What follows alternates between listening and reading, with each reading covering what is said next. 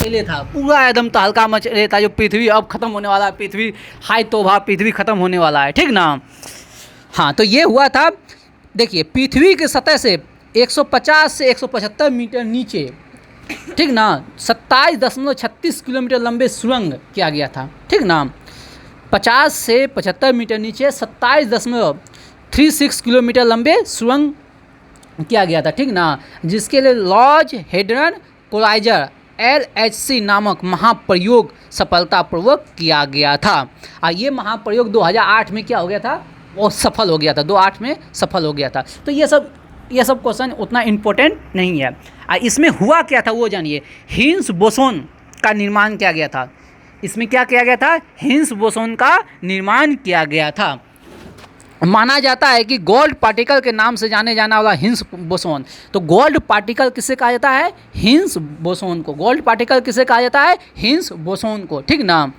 और gold particle किसे कहा जाता है, हिग्स बोसोन को। ये सब इंपॉर्टेंट नहीं है, जहाँ इंपॉर्टेंट होगा हम वहाँ ये कर लेंगे।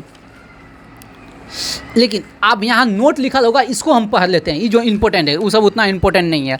ब्रिटिश वैज्ञानिक हिग्स ने 1964 में कॉस्मोलॉजी को समझाने हेतु गोल्ड पार्टिकल परमाणिक अवधारणा पेश किया। तो यहाँ क्वेश्चन क्या पूछेगा, गोल्ड पार्टिकल की अवधारणा किसने दिया, हिग्स ने। किसने दिया, ब्रिटिश वैज्ञानिक हिग्स ने। कब दिया था, 1964 में। कब दिया था, 1964 में। गोल्ड पार्टिकल को समझाने के लिए गोल्ड पार्टिकल की अवधारणा किसने दिया था, हिग्स ने। किसने, हिग्स ने, ब्रिटिश वैज्ञानिक हिग्स ने। कब दिया था, 1964 ने। तो लेकिन इसका नाम रखा, ये जो इसका नाम था, इसका जो नाम रखा भारतीय वैज्ञानिक सत्येंद्र नाथ बोस के बोसन थ्योरी पर आधारित था, इसीलिए इसका नाम रखा। आगे देखिए, हिग्स बोसोन। इसका नाम क्या रखा, हिग्स बोसोन। हिग्स हो गया वैज्ञानिक जो कि गोल्ड पार्टिकल की खोज किया, लेकिन सत्येंद्र नाथ बोस के सम्मान में इसका नाम रखा गया बोसोन। बात समझिए, सत्येंद्र नाथ बोस के सम्मान में रखा गया बोसोन, ठीक ना। भारतीय वैज्ञानिक सत्येंद्र नाथ बोस के बोसन थ्योरी पर आधारित था। ये गोल्ड पार्टिकल किस थ्योरी पर आधारित था, बोसन थ्योरी पर, सत्येंद्र नाथ बोस के बोसन थ्योरी पर। बात समझे कि नहीं। तो सिंपल से सुनिए, अब कंफ्यूजन को दूर कर लेते हैं एक लाइन में। गोल्ड पार्टिकल की अवधारणा किसने दिया, हिग्स बोसोन ने, ठीक ना। लेकिन इसका थ्योरी किस पे आधारित था, सत्येंद्र नाथ टैगोर के बोसन थ्योरी पर, बस समझे कि ना। ज़्यादा आपसे क्वेश्चन नहीं पूछने जा रहा है, यहाँ सिर्फ पूछेगा गोल्ड पार्टिकल की अवधारणा किसने पेश किया था, ब्रिटिश वैज्ञानिक हिग्स ने। लेकिन इसका अवधारणा किस पे आधारित है, सत्येंद्र नाथ बोस के बोसन थ्योरी पर, बात समझे कि नहीं। बस इतने का पढ़ना है, ज़्यादा हमको पढ़ना नहीं है। आगे बढ़िए, एकदम तरोताज़ा होकर, एकदम उमंग जोश, ठीक ना। वर्दी वाला लोग सोता रहता है, एकदम मरलो रहता है, कहता है एगो गोलियाँ मारिए के मरेंगे। हाँ, वो खुक्की चलते रहता है तो फिर भी कहेंगे एगो मार के तब मरेंगे, साले को शांति होगा, ठीक ना। और आप लोग यहाँ तुरंत अथी हो जाते हैं, एकदम रहिए तने हुए। अभी देखें स्पीडी में हम कैसे थे, रेलवे स्पीडी किसका है, रेलवे का है। रेलवे विभाग वाला का होता है, एकदम सुकरा रहता है, सुस्तिया रहता है, ठीक ना, कुर्सी पर बैठा हुआ जाब है। अब है लूसेंट से क्या मिलेगा, वर्दी मिलेगा। बिहार में लूसेंट रामबाण है, तो इसमें एनर्जी चेंज हो गया। आदमी हम ही थे, लेकिन टोन बदल गया, सब कुछ चेंज हो गया। हाई गेटअप वही है, ठीक ना, क्या करें। चलिए आगे बढ़ते हैं। ब्रह्मांड का व्यास 10 पे पावर 8 प्रकाश वर्ष है। ब्रह्मांड का व्यास है 10 पे पावर 8 प्रकाश वर्ष। अब ब्रह्मांड में लगभग 100 अरब मंदाकिनी है। ब्रह्मांड में कितने मंदाकिनी है, 100 अरब मंदाकिनी है। ब्रह्मांड में कितने मंदाकिनी है, 100 अरब मंदाकिनी है। और प्रत्येक मंदाकिनी में, समझिए, पूरा ब्रह्मांड में कितने मंदाकिनी है, 100 अरब। कितनी मंदाकिनी है। अब प्रत्येक मंदाकिनी में 100 अरब तारे हैं।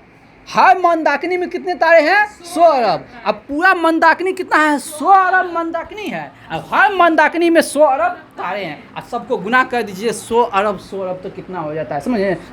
उस पूरा ब्रह्मांड में हाँ, हम एगो छोटा सा प्राणी है। अरब गैलेक्सी है। हाँ 100 अरब गैलेक्सी। हाँ, 100 अरब गैलेक्सी है और एक गैलेक्सी में 100 अरब तारे हैं और उसमें हम लोग जो उतना बड़ा ब्रह्मांड में हम लोग एगो छोटा सा प्राणी है और उस ब्रह्मांड में 8 ग्रह है।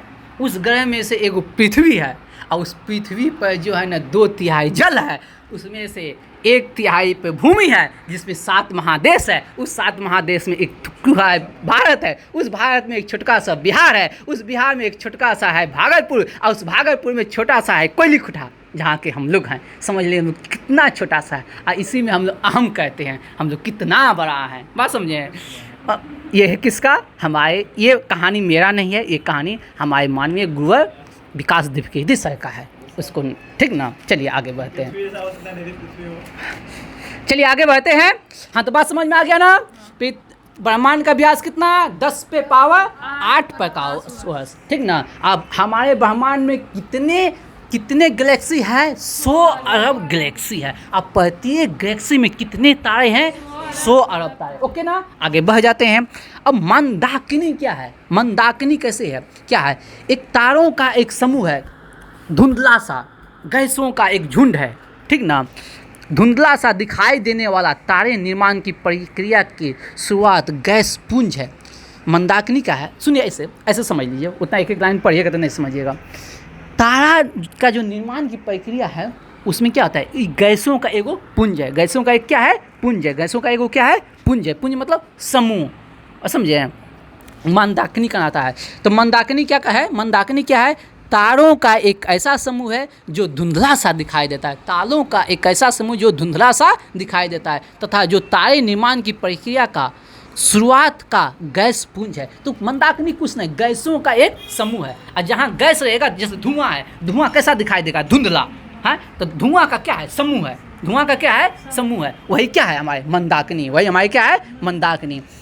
हमारी पृथ्वी की अपनी एक मंदाकिनी है। हमारी जो पृथ्वी है उसका एक अपना मंदाकिनी है, ठीक ना, जिसे कहते हैं दूध मेलखा, जिसे कहते हैं मिल्की वे। मिल्की वे नहीं तो कहते हैं, जो देखिए मिल्की कहता है, लड़कियों का कलर कैसा है? मिल्की कलर का है, दूध के तरह है, ठीक ना, ठीक ना। दूध मेखला उसी को कहेंगे मिल्की वे। अब हमारे आकाश गंगा, ठीक ना। आकाश गंगा नाम नहीं आएगा तो मिल्की वे याद रखिएगा। इंग्लिश नाम कॉमन नाम, हिंदी नाम नहीं याद रखिएगा, ठीक ना। बस समझे? तो मंदाकिनी, हमारे मंदाकिनी का नाम क्या है? आकाश गंगा, उसी का नाम है दूध मेखला। इंग्लिश में कहते हैं मिल्की वे, तो मिल्की वे याद रखिएगा, मिल्की कलर नहीं कहते हैं, मिल्की कलर याद रखिएगा। चलिए और आगे अगला क्वेश्चन पढ़ते हैं। जो मंदाकिनी का 80% सर्पिला है। मंदाकिनी का 80% क्या है? सर्पिला है। मंदाकिनी का 80% क्या है? सर्पिला आकार का है। और इस मंदाकिनी को सबसे पहले देखा था गैलीलियो ने। मंदाकिनी को सबसे पहले किसने देखा था? गैलीलियो ने। अब क्यों देखा गैलीलियो ने? क्योंकि टेलीस्कोप का खोज किया था, बनाया था टेलीस्कोप को गैलीलियो ने। टेलीस्कोप क्या है? देखना, दूरबीन बड़ा करके दिखाता है। तो किसने देखा? गैलीलियो ने टेलीस्कोप बनाया है, दूरबीन बनाया किसने? गैलीलियो ने। तो देखेगा कि हाँ गैलीलियो देखेगा। अरे रुक जा, यही दो क्वेश्चन। एक और गैलीलियो से क्वेश्चन है, जड़त्व के विषय में न्यूटन का प्रथम नियम का है। गैलीलियो का न्यूटन के प्रथम नियम को कहते हैं गैलीलियो का नियम। बात समझे? ये छूट जाता है अक्सर, यहाँ महत्ता नहीं मिलता है गैलीलियो के विषय में। आगे बढ़ें।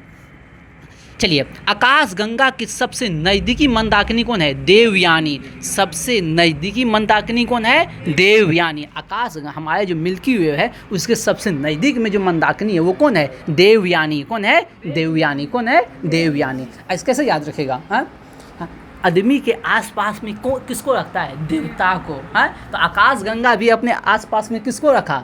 देव को। इससे देवयानी।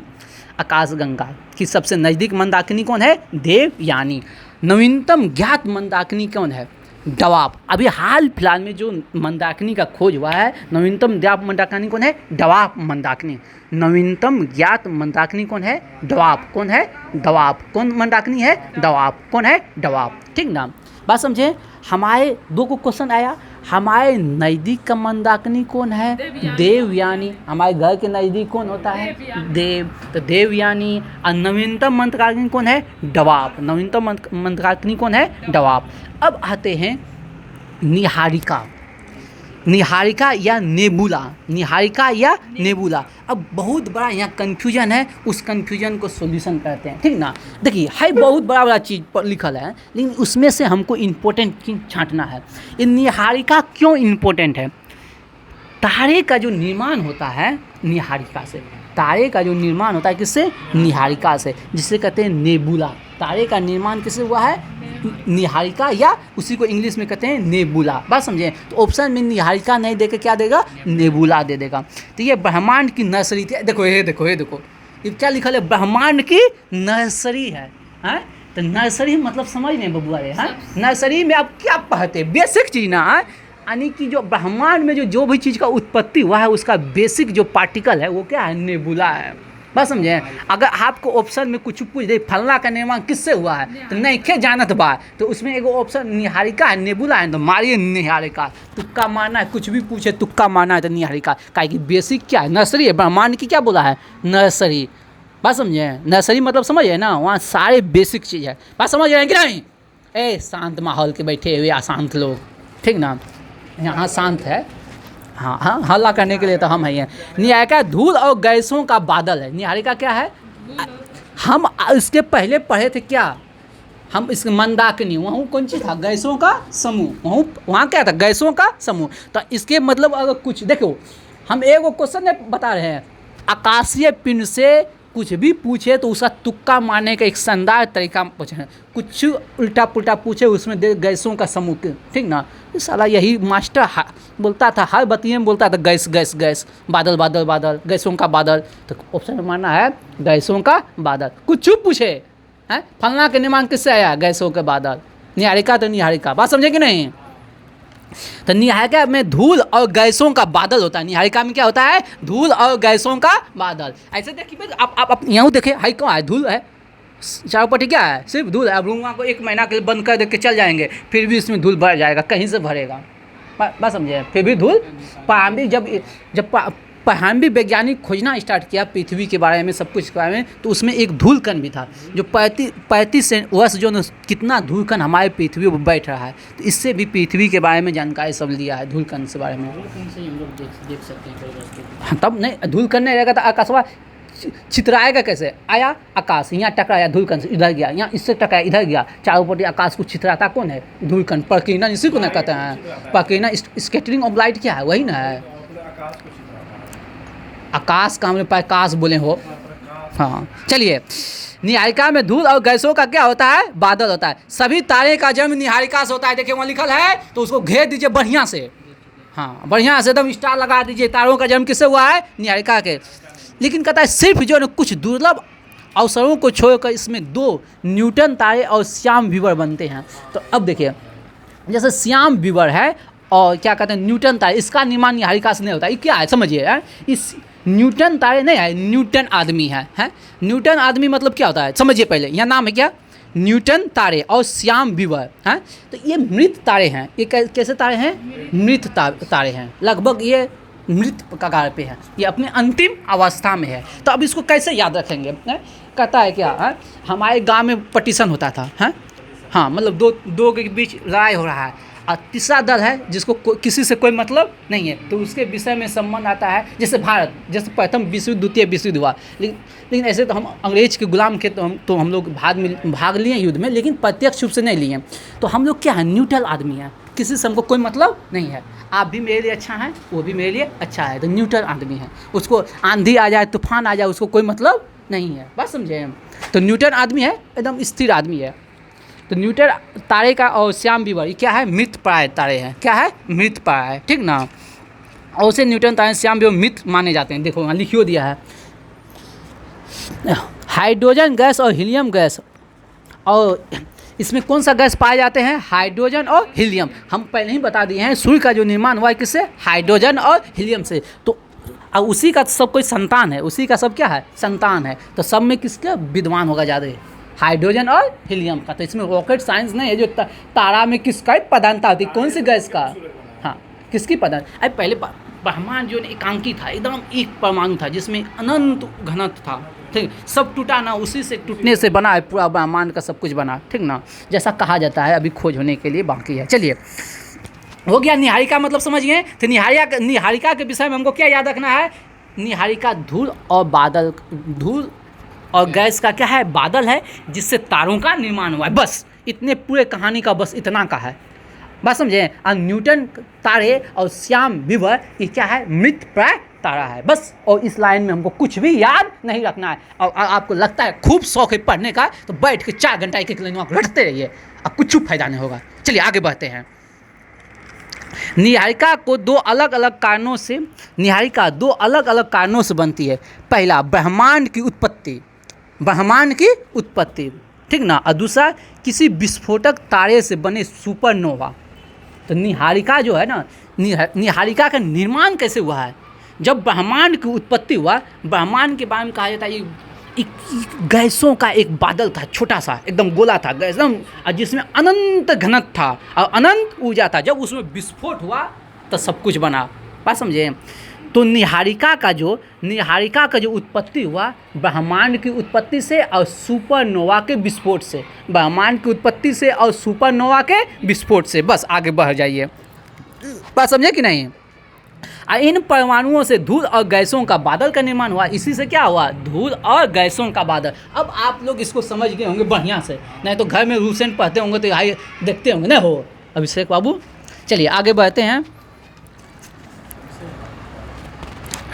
सुपरनोवा से जो पदार्थ उत्सर्जित होता है उससे भी निहारिका का जन्म होता है, ठीक ना। जैसे वेल और कर्क, अभी तक नहीं पूछा है ये सब क्वेश्चन। चलिए ये हो गया, क्वेश्चन खत्म हुआ ना। चलिए आप लोग फिर से एक बार हम इसको रिवीजन कर लेते हैं। बताइए तारे का जन्म किससे हुआ है, निहारिका से, नेबुला से तारे का जन्म है। और निहारिका क्या है, गैस और धूलकण का बादल है, गैस और धूलकण का क्या है, बादल है, बात समझे ना। और न्यूटन तारे और श्याम विवर क्या है, मृत प्राय क्या है, तारे हैं, बात समझेंगे ना, बात समझे। चलिए आगे बढ़ते हैं। और निहारिका की उत्पत्ति किससे हुआ है, निहारिका की उत्पत्ति हुआ है ब्रह्मांड के निर्माण के समय और सुपरनोवा के विस्फोट से, बस सिंपल सा है। हाँ, और यहाँ जो है ना निहारिका के कुछ प्रकार, इसको नहीं पढ़ना है, निहारिका के जो कुछ प्रकार हैं उसको नहीं पढ़ना है। उसमें सिर्फ आपको पढ़ना है एगो ओरियन नेबुला, उसमें एक पढ़ना है आपको ओरियन नेबुला। हमारी आकाशगंगा के सबसे शीतल और चमकीले तारे का समूह, हमारे आकाशगंगा के सबसे शीतल और चमकीले तारे का समूह क्या है, ओरियन नेबुला। ओरियन नेबुला क्या है, शीतल, आकाशगंगा के शीतल और चमकीले तारे को क्या कहते हैं, ओरियन नेबुला। हमारे आकाशगंगा के शीतल और चमकीले तारे के समूह को क्या कहते हैं, ओरियन नेबुला। क्या कहते हैं, ओरियन नेबुला। बात समझे कि नहीं, ओके हो गया, समझ में आ गया। ओरियन नेबुला क्या है, हमारे आकाशगंगा के शीतल और चमकीले तारों का समूह, हमारे आकाशगंगा के शीतल और चमकीले तारों का समूह क्या है, ओरियन नेबुला। बात समझे, दिमाग में बैठा, ओरियन नेबुला। हमारे आकाशगंगा के शीतल और चमकीले तारों का समूह क्या है, ओरियन नेबुला, ठीक ना। अब बताइए, अब एक क्वेश्चन फिर से रिपीट कर लेते हैं। हमारी जो आकाशगंगा है उसके नवीनतम मंदाकिनी कौन है, ड्वार्फ, कौन है, ड्वार्फ। और सबसे नज़दीक मंदाकिनी कौन है, देवयानी। बस आगे बढ़ते हैं। अब सौर मंडल के विषय में पढ़ते हैं। सौर मंडल हमने कहते हैं सोलर सिस्टम, तो सूर्य के चारों ओर चक्कर लगाने वाले, सूर्य के चारों ओर, देखिए सौर मंडल का मुखिया कौन है, सूरज। सौर मंडल का मुखिया कौन है, सूरज। सौर मंडल का मुखिया कौन है, सूरज। और सौर मंडल का मुखिया सूरज है तो बाकी उसके क्या करेगा, मुखिया के चक्कर लगाएगा, बाकी सब मुखिया के क्या करेगा, चक्कर लगाएगा। बस देखते हैं ना, कुछ भी है बाकी सब मुखिया के क्या करेगा, चक्कर। तो मुखिया के चक्कर लगाने वाला कौन है, ग्रह है, उपग्रह।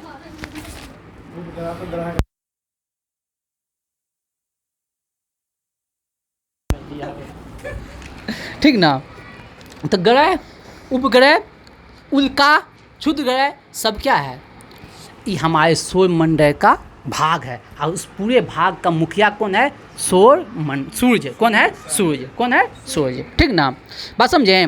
तो ग्रह हो गया, क्षुद्र ग्रह हो गया, धूमकेतु हो गया, उल्का हो गया, अन्य आकाशीय पिंडे के समूह को सौर मंडल कहते हैं, जिसको सोलर सिस्टम कहते हैं। और सोलर सिस्टम का 99.99% क्या है, उसमें सौर मंडल का जितना द्रव्यमान है उसका 99.99% सूर्य का द्रव्यमान है। बस समझे, 0.001% में है पृथ्वी, ग्रह, उपग्रह, क्षुद्र ग्रह, उल्का। बात समझे कि नहीं? 0.001% में। समझ लीजिए सूर्य कितना बड़ा है। बात समझे कि नहीं? इसीलिए मुखिया, सोलर सिस्टम का मुखिया कौन है? तो पूछ देगा क्वेश्चन यहाँ से, एकदम देखिए सब कुछ पढ़ लेता है, एक सिंपल सा क्वेश्चन पूछ देता है यहाँ से, ठीक ना। निम्न में से कौन सौर मंडल में शामिल नहीं है? बस समझिए, निम्न में से कौन सौर मंडल में शामिल नहीं? तो देखिए सौर मंडल में कौन है? सभी ग्रह, सभी उपग्रह, उल्का, क्षुद्र ग्रह। हाँ, मंगल और बृहस्पति के बीच में है, मंगल और बृहस्पति के बीच में, ठीक ना। चलिए आगे बढ़ते हैं। आगे एक और क्वेश्चन है, प्लेनेमस सौर मंडल का से बाहर बिल्कुल एक जैसा दिखने वाला जुड़वा पिंडों का समूह है। प्लेनेमस क्या है? सौर मंडल के बाहर बिल्कुल एक जैसा दिखने वाला जुड़वा पिंडों का समूह कौन है? प्लेनेमस है, हाँ प्लेनेमस है, ठीक ना। सौर मंडल के बाहर जुड़वा पिंडों का समूह कौन है? प्लेनेमस, ठीक। चलिए अब आते हैं, हम वर्ल्ड ज्योग्राफी को कम पढ़ेंगे, इंडियन ज्योग्राफी को ज़्यादा मात्रा में पढ़ेंगे, काहे कि इंडियन ज्योग्राफी से अधिक क्वेश्चन पूछने की संभावना है, ठीक ना। तो पहले हम इंडियन ज्योग्राफी को निपटेंगे, फिर धीरे धीरे वर्ल्ड ज्योग्राफी को निपटेंगे। चलिए आ जाइए इंडियन ज्योग्राफी की ओर। आप लोग, हम लोग कर लिए थे कोबाला पॉइंट पढ़ लिए थे मुंबई में, पॉइंट कालीमेले पढ़ लिए थे तमिलनाडु में, पॉइंट पेड्रो पढ़े थे कहाँ? जफना में। ये सब पढ़े थे कि ना? कोबाला पॉइंट कहाँ है? Mumbai. कोबाला point Mumbai, कोबाला point Mumbai. Point कालीमेले कहाँ है? तमिलनाडु। पॉइंट कालीमेले कहाँ है? तमिलनाडु। अब पॉइंट पेड्रो कहाँ है? जफना, श्रीलंका। पॉइंट जफरो कहाँ है? पॉइंट पेड्रो कहाँ है? जफना, ठीक ना। भारत और चीन के हाँ कहाँ है? दीजिए आई बुक, आई लीजिए, यहाँ दे दो, अवधियो दो।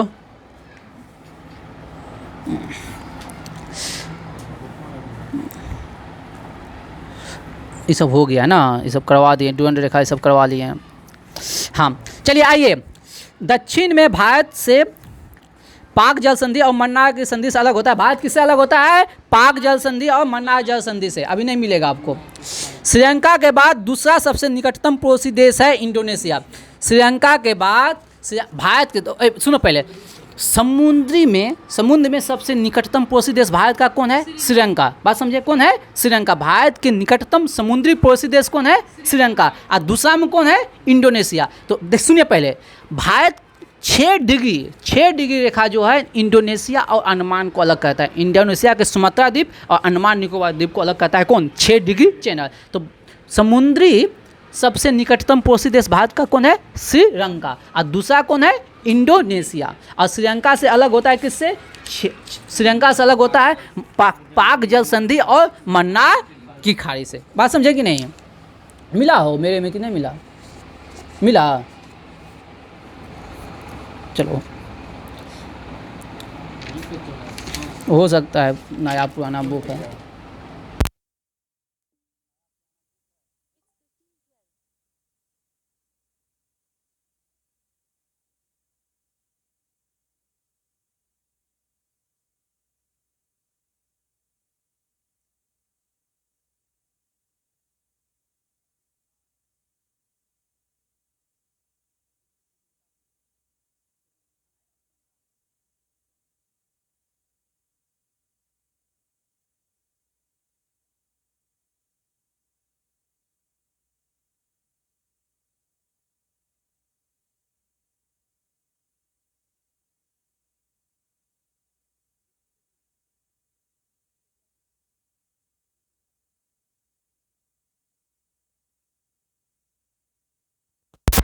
चलिए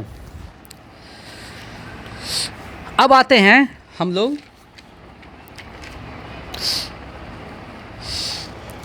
भारत का मानक समय रेखा जो है ना, भारत का मानक समय रेखा इलाहाबाद के निकट मिर्ज़ापुर से गुजरता है। भारत का मानक समय रेखा इलाहाबाद के मिर्ज़ापुर।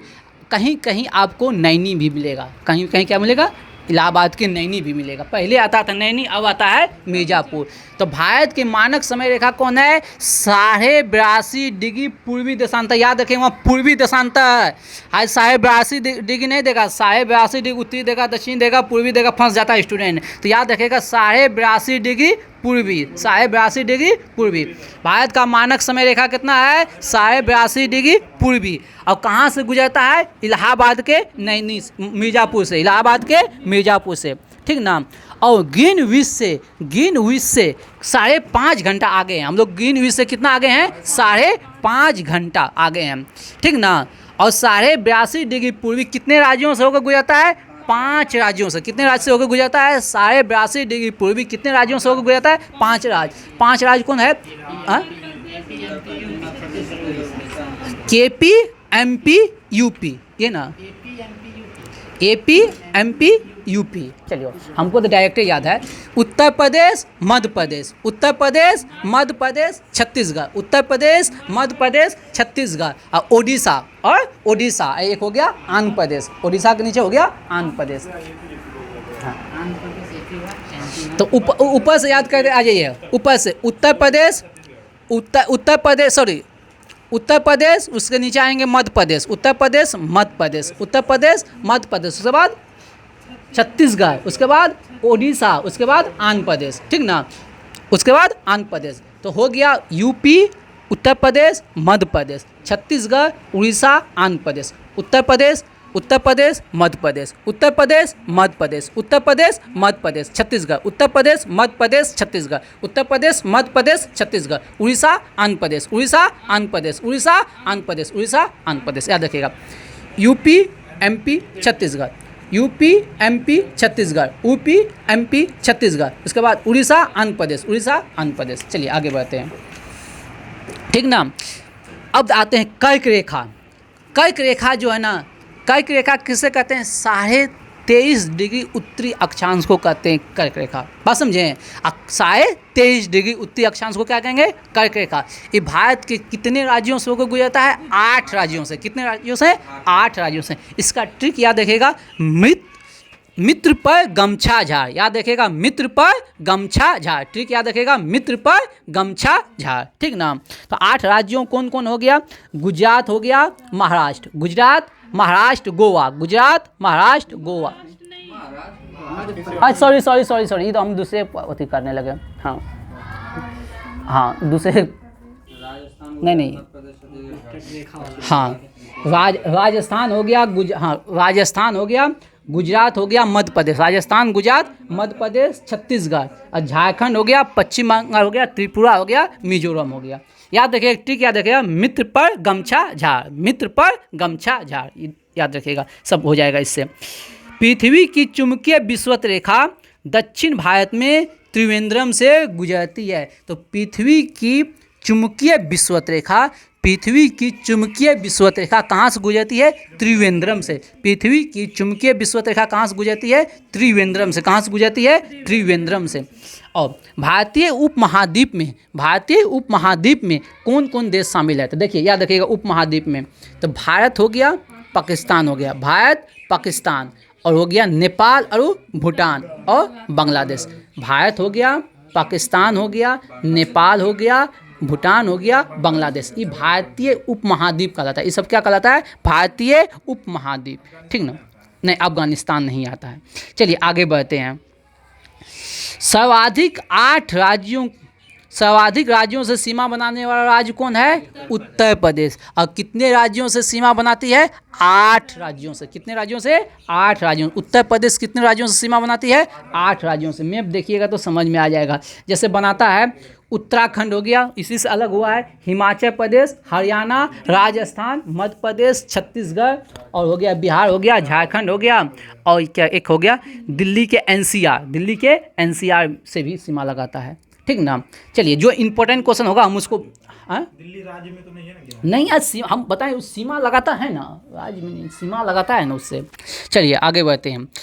अगला क्वेश्चन जो अति इम्पोर्टेंट है, पूछने वाला क्वेश्चन है, भारतीय राज्यों में सर्वाधिक तटरेखा वाला राज्य कौन है? गुजरात। सर्वाधिक तटरेखा वाला राज्य गुजरात। कितना? 1663 किलोमीटर। सर्वाधिक तटरेखा वाला राज्य कौन है? गुजरात। कितना? 1663। और द्वितीय नंबर पर कौन है? आंध्र प्रदेश। दूसरे नंबर पर कौन है? आंध्र प्रदेश। सर्वाधिक तटरेखा वाला राज्य कौन है? गुजरात। सर्वाधिक तटरेखा वाला राज्य कौन है? गुजरात। दूसरे नंबर पर कौन है? आंध्र प्रदेश। सर्वाधिक तटरेखा वाला राज्य गुजरात और दूसरे नंबर पे आंध्र प्रदेश। 1663 किलोमीटर। 1663 किलोमीटर। आगे बढ़िए। और इसके बाद भारत के 9 राज्य तटरेखा से लगे हुए हैं। भारत के कितने राज्य तटरेखा से लगे हुए हैं? 9 राज्य। तो यहाँ देखिए भारत के कितने राज्य तटरेखा से लगे हुए हैं? 9। तो देखिए गुजरात हो गया, गुजरात से बाद महाराष्ट्र, गुजरात महाराष्ट्र, उसके बाद गोवा, तन्नी को आ गया गोवा, फिर आ गया कर्नाटक, फिर कर्नाटक के बाद केरल, केरल के बाद तमिलनाडु, उसके बाद आंध्र प्रदेश, उसके बाद उड़ीसा, पश्चिम बंगाल। 9 को हुआ। हाँ, कोई छुटबो किया? बात समझे कि नहीं? इधर से आए, नीचे से होके ऊपर चले गए, ठीक ना। तो तटरेखा से कितने राज्य लगा हुआ है? 9। कितने? और तटरेखा की लंबाई कितना है? 61 तटरेखा की लंबाई कितना है? 61। और द्वीप सहित 75 से 16.6 किलोमीटर और स्थल की 15,200। आज ये हम किए हैं, ठीक ना। आगे बढ़ते हैं। नेपाल के साथ अंतर्राष्ट्रीय सीमा बनाने वाले राज्य। नेपाल के साथ समझिए बबुआ, नेपाल के साथ सीमा कौन कौन बनाता है? ये सब क्वेश्चन बहुत इंपॉर्टेंट है, अति इंपॉर्टेंट है। नेपाल मैप याद रहेगा ना, एकदम धुआं धुआं उड़ा दीजिएगा। नेपाल के साथ सीमा बनाता है। देखिए नेपाल कहाँ है? देखिए बिहार से जस्ट ऊपर है, बिहार से ऊपर है। तो बिहार तो सीमा लगेबे करेगा। अब बिहार के पड़ोसी में कौन है? उत्तर प्रदेश लगाएगा। और उत्तर प्रदेश से अलग कौन हुआ है? उत्तराखंड। तो उत्तराखंड, तो बिहार यूपी उत्तराखंड, बिहार यूपी उत्तराखंड। जब आप सिक्किम को देखिएगा, सिक्किम के जस्ट बगल में है, तो सिक्किम भी लगाएगा। हाँ, अब बंगाल भी लगाएगा, ठीक ना। तो कितने राज्यों नेपाल से सीमा बनाता है? 5। कितने राज्यों ना? अपना प्यारा बिहार है, बिहार के पड़ोसी यूपी, और यूपी से अलग हुआ है उत्तराखंड, यूपी से अलग हुआ है उत्तराखंड। 3 को हो गया। हाँ, और इधर सिक्किम है, तो सिक्किम से सटा हुआ जस्ट इंड होता है सीमा सिक्किम, तो सिक्किम हो गया, बंगाल हो गया, सिक्किम हो गया, बंगाल हो गया। 5 राज्य। बात समझे? नेपाल से सीमा बनाता है कितना? 5। कितने? 5 राज्य। बात समझें? आगे बढ़ते हैं। कौन कौन हो गया फिर से एक बार देख लेते हैं। अपना प्यारा बिहार, बिहार के पड़ोसी यूपी, और यूपी से अलग हुआ उत्तराखंड, तो बिहार यूपी उत्तराखंड 3 को हो गया। और सिक्किम के जस्ट बगल में हो गया बंगाल, ठीक। चलिए आगे बढ़ते हैं।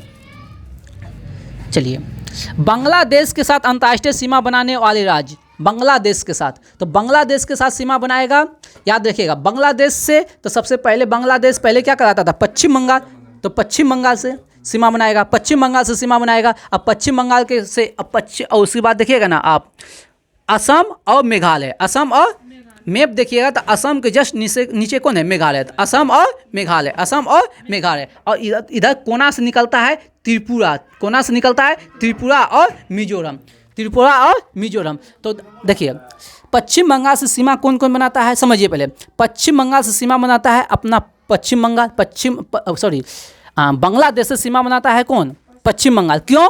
क्योंकि पहले बांग्लादेश और पश्चिम बंगाल एक ही था। पहले जो है 1905 में नहीं है, तो 1905 में जो था ये बांग्लादेश, वो पश्चिमी बंगाल था। बस समझे? हाँ, तो हाँ पूर्वी बंगाल। तो ये आपका हो गया सबसे पहले पश्चिम बंगाल हो गया। अब पश्चिम बंगाल देखिएगा ना, तो आप देखिए असम जो है, असम और मेघालय, असम मेघालय पश्चिम बंगाल, ठीक ना। असम मेघालय, असम है उसके जस्ट गोद में बैठा हुआ है कौन? मेघालय। असम के गोद में बैठा है मेघालय। और जब नीचे आइएगा तो ऐसे कोनिया लिए है त्रिपुरा और मिजोरम, ऐसे जैसे हाँ जैसे फोकला नहीं अति कहता है, तो त्रिपुरा और मिजोरम, त्रिपुरा और मिजोरम, त्रिपुरा और मिजोरम। बात समझे कि नहीं? आगे बढ़ते हैं।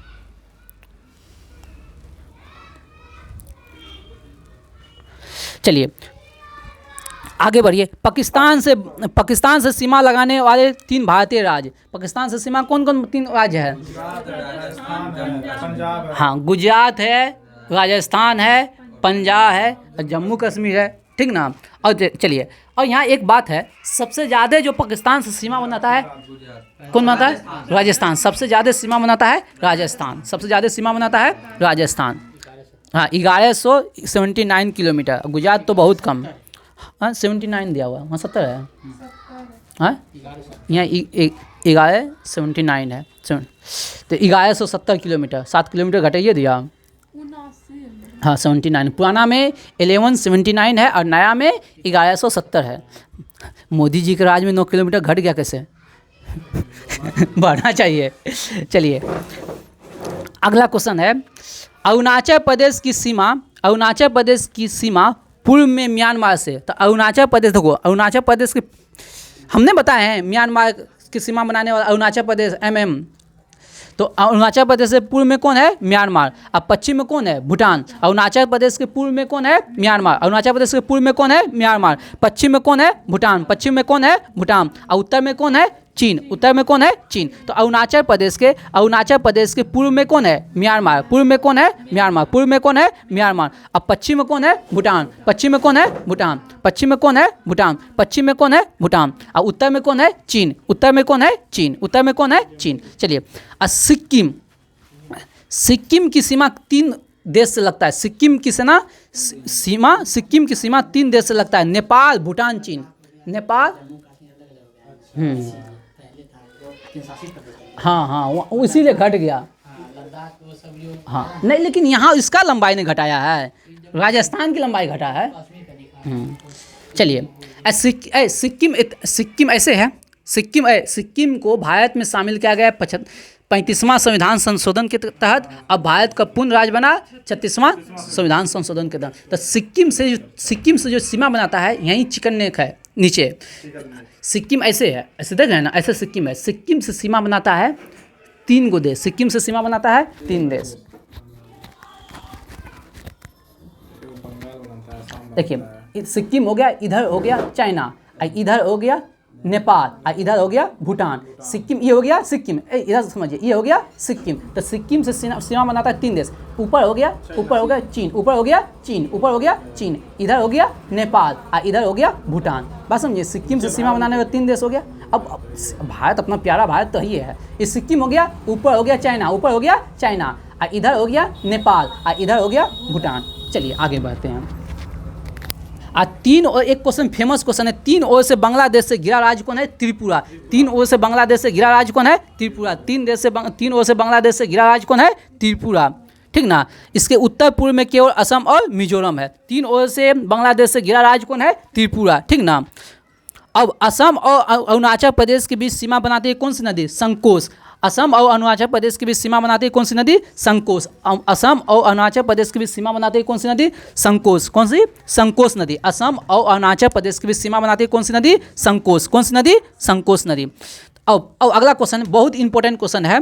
ब्रह्मपुत्र नदी भारत में प्रवेश करता है यांगपा दरला। ठीक ना।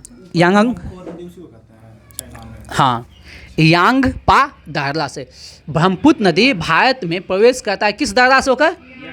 यांगपा दार्ला। कौन सा पास? यांगपा पास। कौन सा पास? यांगपा पास। कौन सा पास? ब्रह्मपुत्र नदी भारत में प्रवेश करती है यांगपा पास। यांगपा पास। ठीक ना, याद रखिएगा। ये नदी कहाँ आता है? ऊपर से आता है। बात कर रहे हैं ब्रह्मपुत्र चाइना से ऊपर है, वहाँ अरुणाचल प्रदेश में प्रवेश करेगा। चलिए आगे बढ़िए। जोजिला दर्रा का निर्माण होता है सिंधु नदी से। जोजिला दर्रा का निर्माण होता है सिंधु नदी से। सिंधु नदी से। और सिपकिला का निर्माण होता है सतलज नदी द्वारा। सिपकिला सतलज, जोजिला सिंधु, सिपकिला सतलज। और जेपला का निर्माण होता है तिस्ता नदी द्वारा। जेपला का निर्माण होता है तिस्ता नदी का। जेपला का निर्माण होता है तिस्ता नदी के द्वारा। तो एक बार देख लेते हैं। जोजिला का निर्माण सिंधु नदी द्वारा। जोजिला का निर्माण सिंधु। सिपकिला सतलज। जेपला तिस्ता। चलिए आगे बढ़िए। बताइए, लद्दाख में स्थित काराकोरम दर्रा भारत का सबसे ऊंचा है। तो भारत का सबसे ऊंचा कौन है? काराकोरम दर्रा। भारत का सबसे ऊंचा दर्रा कौन है? काराकोरम, 5624 मीटर। चलिए आगे देख लीजिए। NH-1A ले को जोजिला होते हुए कश्मीर को जो होता है। NH-1A लेह और जम्मू कश्मीर को जोड़ता है। और कौन सा दर्रा को? जोजिला से होते हुए, जोजिला को से होते हुए। हाँ, तो कश्मीर, लेह और कश्मीर को जोड़ने वाला दर्रा कौन है? जोजिला। कौन है? जोजिला। लेह और कश्मीर को जोड़ने वाला दर्रा कौन है? जोजिला। कौन है? जोजिला, ठीक ना। अब बोजिर दर्रा, बोजिर पासेस श्रीनगर और गिलगित को जोड़ता है। बोजिर, श्रीनगर और गिलगित, बोजिर, श्रीनगर और गिलगित। समझिए, इसको देखिए, ट्रिक है यहाँ पे, देखिए एक ट्रिक है। बोजिर है ना, कहता है बहुत बुर्जिल आदमी है वो, है तो बोजिर दर्रा श्रीनगर में ही है, तो जोड़ेगा किसको? गिलगित को। गिलगित नहीं, कहता है गिलगित, गिलगित के तरह रंग बदलता है। जो बोजिल आदमी होता है वो गिलगित के तरह रंग बदलता है। तो हाँ, तो इससे एक छोटा सा कॉन्सेप्ट है। बोजिर दर्रा किससे? श्रीनगर से गिलगित को जोड़ता है। अब बनिहाल, जम्मू से श्रीनगर को बनिहाल, जम्मू से श्रीनगर को बनिहाल, जम्मू से श्रीनगर को बनिहाल, जम्मू को श्रीनगर से जोड़ता है। और जोहार सुरंग जो है ना, बनिहाल दर्रा पे है। जोहार सुरंग किस दर्रा पे है? बनिहाल पे। जोहार सुरंग किस दर्रा पे है? बनिहाल पे। जोहार सुरंग किस पे है? बनिहाल पे। जोहार सुरंग किस पे है? बनिहाल। तो यहाँ भी एक ट्रिक है, नाम क्या है? जवाहर है।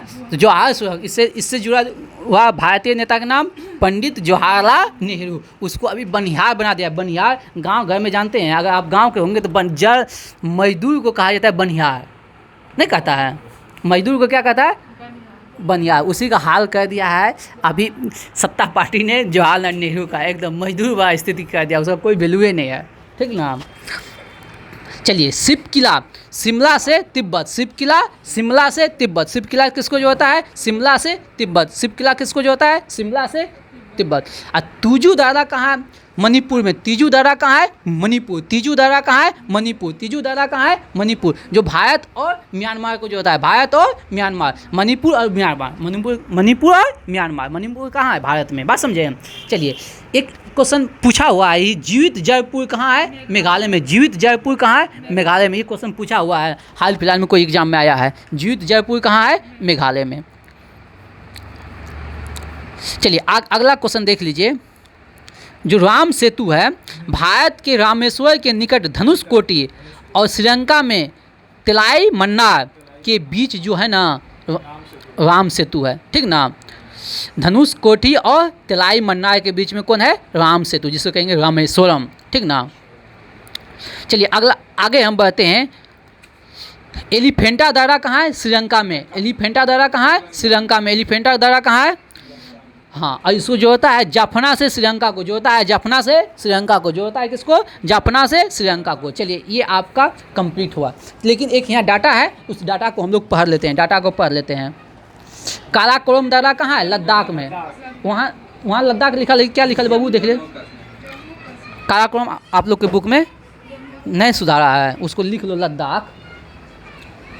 लद्दाख, काराकोरम दर्रा लद्दाख। जोजिला कहाँ है? जम्मू कश्मीर। जोजिला कहाँ है? जम्मू कश्मीर। पीर पंजाब कहाँ है? जम्मू कश्मीर। पीर पंजाब कहाँ है? जम्मू कश्मीर। बनियाल कहाँ है? जम्मू कश्मीर। बोजिर कहाँ है? जम्मू कश्मीर।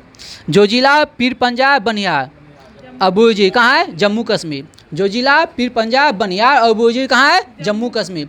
जोजिला, पीर पंजाब, बनियाल और बोजिर कहाँ है? जम्मू कश्मीर। जोजिला, पीर पंजाब, बनियाल और बोजिर कहाँ है? जम्मू कश्मीर। जोजिला, बनियाल, बोजिर और पीर पंजाब कहाँ है? जम्मू कश्मीर। हाँ, अगला है शिव किला रोहतांग बारालाचा कहाँ है? हिमाचल प्रदेश। तो इसके लिए हम ट्रिक बनाए थे अपने ज़माना में। हे शिव बड़ा लाचार है, हे शिव बड़ा लाचार है, ठीक ना। शिव से शिव किला, बड़ा मतलब बारालाचा, रोहतांग, HP, ऐसे हिमाचल प्रदेश को शॉर्ट में क्या कहेंगे? HP। हे शिव, HP से बड़ा लाचार है। HP, हाँ, गैस सिलेंडर से बड़ा लाचार है। HP गैस सिलेंडर है ना। हे शिव, HP से बड़ा लाचार है। तो इससे एक टीम, हे शिव, HP हो गया हिमाचल प्रदेश, शिव से हो गया शिव किला रोहतांग और बारालाचा। तो शिव किला रोहतांग बारालाचा कहाँ है? हिमाचल प्रदेश। शिव किला रोहतांग बारालाचा कहाँ है? हिमाचल प्रदेश। शिव किला रोहतांग बारालाचा कहाँ है? हिमाचल प्रदेश। शिव किला रोहतांग बारालाचा। शिव किला रोहतांग बारालाचा कहाँ है? हिमाचल प्रदेश। चलिए अगला, जितना होगा माना नीति लिपुलेख, एक माना नीति लिपुलेख कहाँ है? उत्तराखंड में। माना नीति लिपुलेख दादा कहाँ है? उत्तराखंड। माना नीति लिपुलेख कहाँ है? उत्तराखंड। माना नीति लिपुलेख कहाँ है? उत्तराखंड। माना नीति लिपुलेख कहाँ है? उत्तराखंड।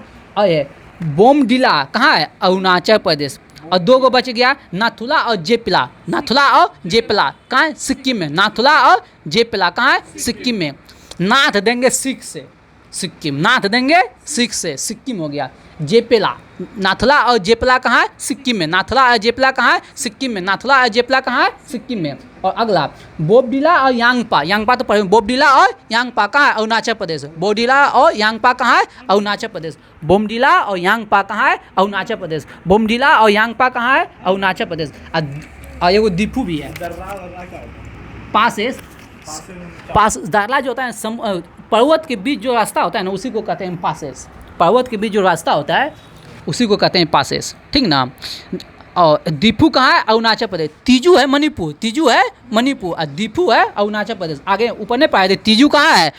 तीजू है मणिपुर, दीपू है अरुणाचल प्रदेश। तीजू मणिपुर और दीपू अरुणाचल प्रदेश। दीपू अरुणाचल प्रदेश। दीपू अरुणाचल प्रदेश। दीपू अरुणाचल प्रदेश। दीपू अरुणाचल, तीजू मणिपुर।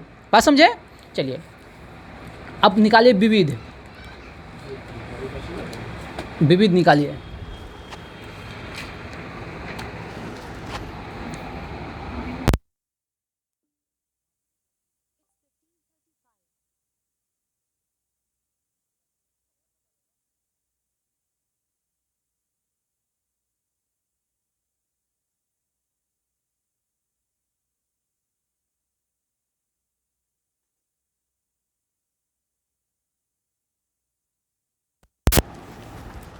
चलिए अब अगस्त, जुलाई, जुलाई हो गया था, अगस्त है। चलिए अब स्टार्ट करते हैं दिवस। विविध को हम नहीं छोड़ने वाले हैं, विविध को छोड़ने वाले नहीं है। अगस्त होगा विश्व स्तनपान दिवस 1 अगस्त। विश्व स्तनपान दिवस 1 अगस्त। विश्व स्तनपान दिवस 1 अगस्त। अगला में स्टार लगा लीजिए, विश्व आदिवासी दिवस 9 अगस्त। विश्व आदिवासी दिवस 9 अगस्त। विश्व आदिवासी दिवस 9 अगस्त। विश्व युवा दिवस 12 अगस्त। विश्व युवा दिवस, विश्व युवा दिवस, लेकिन बोलेगा सिर्फ युवा दिवस तो 12 जनवरी। हाँ, सिर्फ बोलेगा युवा दिवस तो 12 जनवरी, लेकिन विश्व युवा दिवस बोलेगा तो 12 अगस्त। विश्व युवा दिवस बोलेगा तो 12 अगस्त। विश्व युवा दिवस बोलेगा तो 12 अगस्त। और स्वतंत्रता दिवस जन्मे कहते हैं 15 अगस्त। राष्ट्रीय खेल दिवस 29 अगस्त। राष्ट्रीय खेल दिवस 29 अगस्त ध्यानचंद के जन्म दिवस पे। चलिए आगे बढ़िए, आगे बढ़िए, नहीं पीछे आइए। ये सब हो गया। अब संयुक्त राष्ट्र संघ होगा, तो इसको हम बाद में करेंगे संयुक्त राष्ट्र संघ। लेकिन आ जाइए अंतर्राष्ट्रीय संयुक्त राष्ट्र विशिष्ट अभिकरण एवं संगठन, इस पे आ जाइए। संयुक्त राष्ट्र के जस्ट बाद आ जाइए अंतर्राष्ट्रीय दूरसंचार संघ, इस पे आइए। अंतर्राष्ट्रीय दूरसंचार संघ मिल गया ना? पीछे पीछे होगा अंतर्राष्ट्रीय दूरसंचार संघ। दीजिए दो सत्यम, निकाल दो। अंतर्राष्ट्रीय दूरसंचार संघ है, नया नया बुक है किसी के पास? दो सत्यम को दो ना। चलिए अंतर्राष्ट्रीय दूरसंचार संघ, आज हम मुख्यालय देखेंगे, वर्ष देखेंगे बाद में। अंतर्राष्ट्रीय दूरसंचार संघ का मुख्यालय कहाँ है? जेनेवा। अंतर्राष्ट्रीय दूरसंचार संघ का मुख्यालय कहाँ है? जेनेवा। अंतर्राष्ट्रीय दूरसंचार संघ का अंतर्राष्ट्रीय दूरसंचार संघ ITU का मुख्यालय कहाँ है? जेनेवा। ITU अंतर्राष्ट्रीय दूरसंचार संघ, इसका स्थापना हुआ था 1865। स्थापना हुआ था 1865। मुख्यालय कहाँ है? जेनेवा। और सार्वभौम डाक संघ, अंतर्राष्ट्रीय डाक संघ UPU 1874। अंतर्राष्ट्रीय डाक संघ, अंतर्राष्ट्रीय डाक संघ, अंतर्राष्ट्रीय डाक संघ की स्थापना 1874। मुख्यालय बर्न, अंतर्राष्ट्रीय डाक संघ का मुख्यालय बर्न। कहाँ? बर्न कहाँ है? स्विट्जरलैंड। बर्न कहाँ है? स्विट्जरलैंड। अंतर्राष्ट्रीय श्रम संगठन ILO का स्थापना 1919 में, ILO का स्थापना 1919 में, ILO का स्थापना 1919 में। इसका मुख्यालय जनेवा, इसका मुख्यालय जनेवा। अंतर्राष्ट्रीय दूरसंचार संघ, अंतर्राष्ट्रीय दूरसंचार संघ, इसका भी मुख्यालय जनेवा। अंतर्राष्ट्रीय दूरसंचार संघ का भी मुख्यालय कहाँ है? जनेवा। स्थापना कब हुआ? 1865। अंतर्राष्ट्रीय दूरसंचार संघ का स्थापना 1865, मुख्यालय जनेवा। ILO अंतर्राष्ट्रीय श्रम संगठन ILO 1919, इसका भी मुख्यालय कहाँ है? जनेवा। ILO 1919, मुख्यालय जनेवा। विश्व पर्यटन संगठन, विश्व पर्यटन संगठन जिसको बोलेंगे WTO 1925 मैड्रिड, 1925 मैड्रिड। विश्व पर्यटन संगठन, विश्व पर्यटन संगठन 1925 मैड्रिड, विश्व पर्यटन संगठन 1925 मैड्रिड, विश्व पर्यटन संगठन 1925 मैड्रिड। फिर से देखते हैं, अंतर्राष्ट्रीय दूरसंचार संघ 1865 में जनेवा में, अंतर्राष्ट्रीय दूरसंचार संघ 1865 जनेवा। बोलेंगे सार्वभौमिक डाक संघ, सार्वभौमिक डाक संघ बर्न, कहाँ है? बर्न, 1874। सार्वभौमिक डाक संघ 1874 बर्न, 1874 बर्न। बोलेंगे अंतर्राष्ट्रीय श्रम संगठन 1919, इसमें स्टार लगा लीजिए, इंपोर्टेंट लगा लीजिए, सुपर डुपर हिट लगा लीजिए। ILO 1919 जनेवा, ILO 1919 जनेवा। विश्व पर्यटन संगठन, इसमें भी स्टार लगा लीजिए, इंपोर्टेंट लगा लीजिए। विश्व पर्यटन संगठन 1925 मैड्रिड, 1925 मैड्रिड, 1925 मैड्रिड। अगला है अंतर्राष्ट्रीय नागरिक उड्डयन संगठन 1944 मॉन्ट्रियल कनाडा। अंतर्राष्ट्रीय नागरिक उड्डयन संगठन, अंतर्राष्ट्रीय नागरिक उड्डयन संगठन 1944 मॉन्ट्रियल कनाडा, 1944 मॉन्ट्रियल कनाडा। अंतर्राष्ट्रीय नागरिक उड्डयन संगठन 1944 मॉन्ट्रियल कनाडा। और अगला संयुक्त राष्ट्र संघ, संयुक्त राष्ट्र खाद्य एवं कृषि संगठन, संयुक्त राष्ट्र खाद्य एवं कृषि संगठन 1945 रोम इटली। सुन लीजिए बबुआ सब, कृषि से संबंधित अगर आप कुछ नहीं जाने हैं, अंतर्राष्ट्रीय संगठन पूछे, कृषि से संबंधित आप कुछ नहीं जाने हैं, अंतर्राष्ट्रीय संगठन पूछे तो आप मारिएगा रोम। क्या मारिएगा? रोम। कृषि से संबंधित अंतर्राष्ट्रीय पूछे संगठन आप नहीं जाने, उसका आंसर तो क्या मानना है? रोम। क्या मानना है? रोम। तो अंतर्राष्ट्रीय संयुक्त राष्ट्र खाद्य एवं कृषि संगठन, संयुक्त राष्ट्र खाद्य एवं कृषि संगठन 1945 रोम। और 1945 में किसकी स्थापना? IMF, वर्ल्ड बैंक, IMF और वर्ल्ड बैंक का भी स्थापना हुआ था 1945। वुटेन्सबर्ग सम्मेलन 1944 के तहत। बात समझे? आगे बढ़ते हैं, चलिए। संयुक्त राष्ट्र खाद्य एवं कृषि 1945 रोम। IMF देखा यहाँ दिया है 1945 Washington DC, IMF 1945 Washington DC, IMF 1945 Washington DC। विश्व बैंक 1944, यहाँ दिया है 1944, लेकिन याद रखिएगा 1945 वाशिंगटन DC। हाँ, आपके बुक में 45 दिया है, मेरे बुक में 44 दिया है। हाँ, नहीं मेरे में 44 दिया है, नहीं मिस प्रिंट नहीं आता है, ठीक ना, आता है। बोले ना वुटेन्सबर्ग सम्मेलन कब हुआ था? 44 में, इसी वजह से 44 देता है, गलत नहीं बोलिए। यूनेस्को, इसमें भी तीनों यूनेस्को 1946 पेरिस, यूनेस्को की स्थापना 1946 पेरिस में, यूनेस्को की स्थापना 1946 पेरिस। हम बहुत बार बताएं आप लोग को, UNESCO 1946 Paris, UNESCO 1946 Paris, UNESCO 1946 Paris. अंतर्राष्ट्रीय समुद्रिक व्यापार संगठन, अंतर्राष्ट्रीय समुद्रिक व्यापार संगठन 1948 लंदन, अंतर्राष्ट्रीय समुद्रिक व्यापार संगठन 1948 लंदन, अंतर्राष्ट्रीय समुद्रिक व्यापार संगठन 1948 लंदन, अंतर्राष्ट्रीय समुद्रिक व्यापार संगठन 1948 लंदन। और अगला एकदम सुपर डुपर हिट, विश्व स्वास्थ्य संगठन WHO, विश्व स्वास्थ्य संगठन WHO 7 अप्रैल 1948, 7 अप्रैल 1948 जनेवा। हाँ हाँ हाँ, पैसा देता है ना हेल्थ के लिए, WHO पैसा देता है ना, तब जितना बड़ा बड़ा सब कंपनी रहता है ना, तो ये WHO को फंड देता है, बड़ा सब कंपनी। हाँ हाँ, विश्व स्वास्थ्य संगठन 7 अप्रैल 1948 को कहाँ? जनेवा में। विश्व स्वास्थ्य संगठन 1948 जनेवा, विश्व स्वास्थ्य संगठन 1948 जनेवा, ठीक ना। और जनेवा में किसका किसका हो गया बबुआ रे? अंतर्राष्ट्रीय श्रम संगठन और अंतर्राष्ट्रीय दूरसंचार संगठन, ये सब है जनेवा, ठीक ना। चलिए,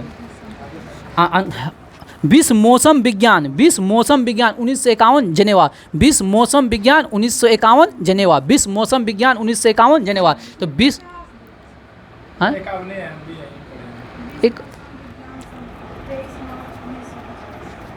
देख लेंगे क्या। अच्छा आगे बढ़ जाते हैं, एक और कर देते हैं। अंतर्राष्ट्रीय परमाणु ऊर्जा अभिकरण, अंतर्राष्ट्रीय परमाणु ऊर्जा अभिकरण 1957 वियना। ऊर्जा परमाणु से आएगा ना कुछ, परमाणु ऊर्जा से कुछ भी आएगा तो आप मारिएगा, नहीं जानते हैं तो वियना, क्या मारना है, वियना। अंतर्राष्ट्रीय परमाणु ऊर्जा अभिकरण 1957 जनेवा, अंतर्राष्ट्रीय परमाणु ऊर्जा अभिकरण 1957 जनेवा। चलिए रहने देते हैं यहीं पे, अच्छा रहने दो। चलिए इसी के साथ आज का सेशन समाप्त किया जाता है। आप लोग मेरे चैनल को बहुत प्यार दे ही रहे हैं, अपने दोस्तों में शेयर करें, सब्सक्राइब करें। जय हिंद, जय भारत। इसी के साथ अपनी वाणी को विराम देते हैं। हंसते रहिए, खेलते रहिए, मस्त रहिए, मुस्कुराते रहिए। जब तक तेरी मस्ती जिंदा है तब तक तेरी हंसते जिंदा है। दुनिया में दो चीज़ आपके पास रहे, कुछ भी कर सकते हैं, एक सरस्वती का वरदान, दूसरा हमेशा कुछ नया करने की क्षमता। बस दुनिया में सब कुछ छिन जाए लेकिन सरस्वती आपके पास रहना चाहिए और नया कुछ करने का ललक रहना चाहिए, तो कुछ भी हो सकता है लाइफ में कभी भी। चलिए इसी वाणी के साथ हम विराम देते हैं अपने